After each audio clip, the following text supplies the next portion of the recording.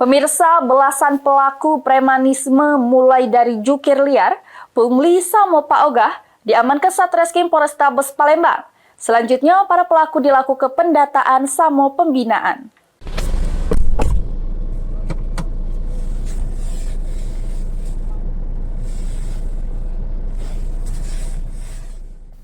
Maraknya aksi premanisme yang berdampak terjadi pemalakan terhadap sopir angkutan umum sama para penjajah.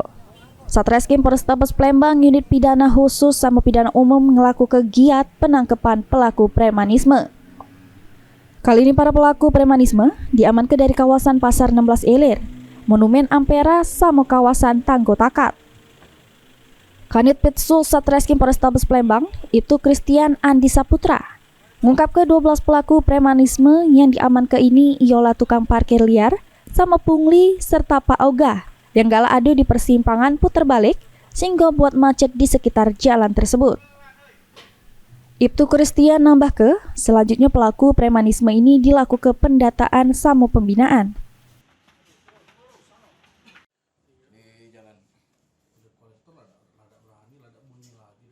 Krim gabungan opsional Pidum, Ranmor, terus Pitsus berhasil mengamankan pelaku pungli yang di Simpang Telaga Swida, terus di Bundaran Air Mancur, kemudian di BKB bawah Pasar 16. Jadi di situ dapat 12